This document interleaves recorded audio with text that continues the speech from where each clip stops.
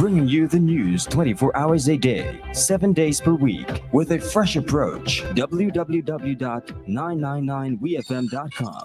WeFM News, online, on demand.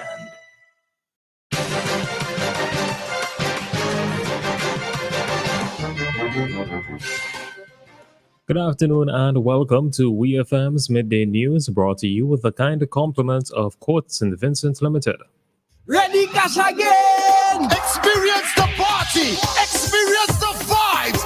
Experience the road! This carnival season, get the full experience with Ready Cash and pay nothing for 60 days. Take a loan of 3,000 and more for Carnival 2024 and make your first payment after Carnival. Plus, you get to enter and win your loan back. All you need is your ID, proof of address, job letter, payslip, and 2 references. Visit your nearest Courts or Ready Cash location today. Experience Carnival 2024 with Courts Ready Cash. Ready when you are. Ready Cash again. Welcome back to WeFM's Midday News, brought to you with the kind compliments of Courts St. Vincent Limited. I am your presenter, Rajiv Providence.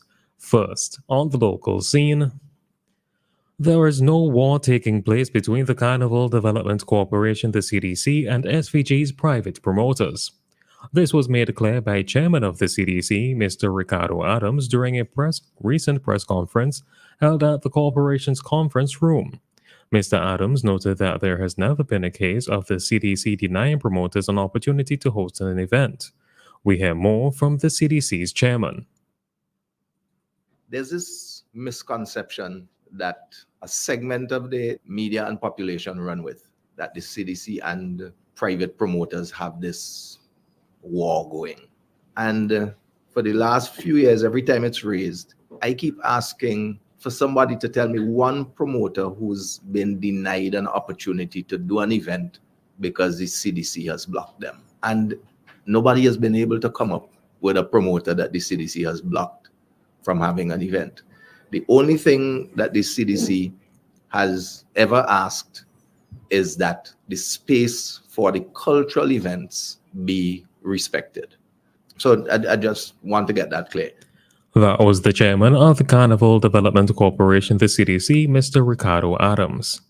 Highlighting the positive nature of the CDC's relationship with private promoters, Mr. Adams made mention of the fact that in some cases, CDC events will be advertised at private promoters' events and vice versa.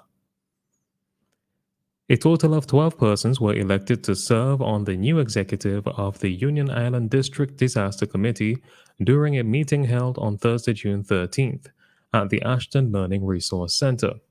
The members of the new executive of the Union Island District Disaster Committee are as follows: Chairperson, Mrs. Munifa Chambers-Webb; Vice Chairperson, Mr. Upton White; Secretary, Ms. Rashida Batiste; Assistant Secretary, Ms. Siobhan Scrub; Treasurer, Mrs. Sherma Selby Adams; Assistant Treasurer, Ms. Wanda Stewart; PRO, Mrs. Stephanie Brown.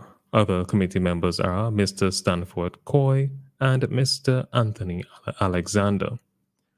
The meeting to elect members to serve on the new executive of the Union Island District Disaster Committee was the final activity under the Multi-Hazard Public Awareness Week of Activities, which was launched in Union Island on the 3rd of June 2024. Still on the local scene, Minister of Education and National Reconciliation, Curtis King, said that the Education Ministry is very pleased with the results of this year's Caribbean Primary Exit Assessment CPEA exams. Minister King, during a call to WeFM's Issue at Hand program, while making note of an upward trend in the results, commended educators for the work they would have done in ensuring students are prepared for the exams. We hear more from the Education Minister.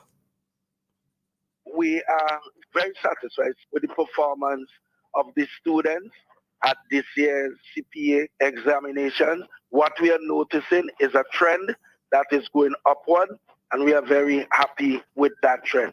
We must commend the principals, the staff at the various primary schools and staff, meaning the entire staff, not just the grade 6 teachers, for their hard work and their continued dedication towards producing the students with the necessary skills that is required for them at the secondary level.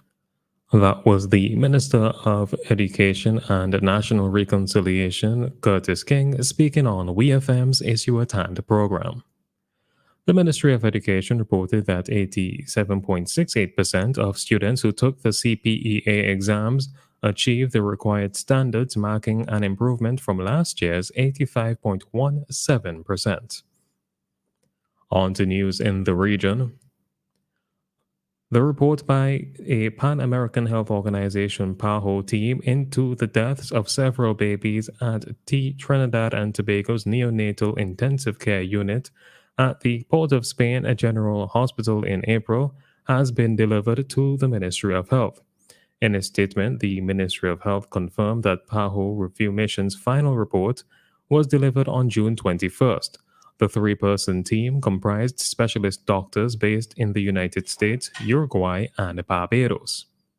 As for the next steps, the ministry said clinical and technical staff at the Ministry of Health and the Northwest Regional Health Authority will undertake an internal review of the findings. The ministry said this is standard practice. Once the internal review is completed, TNT's health ministry said the entire report as submitted will be made public. The babies were reportedly premature and died following exposure to bacteria. On Wednesday, June 26th at 10 a.m., the Solid Waste Management Program in Barbados will launch a national action plan to end plastics pollution in Barbados by 73% over the next 10 years. According to Loop News, the National Action Plan to End Plastics Pollution is predicted to reduce some 4,713 tons of plastic waste from entering into the land and sea, which is a major undertaking for Barbados as a small island developing state.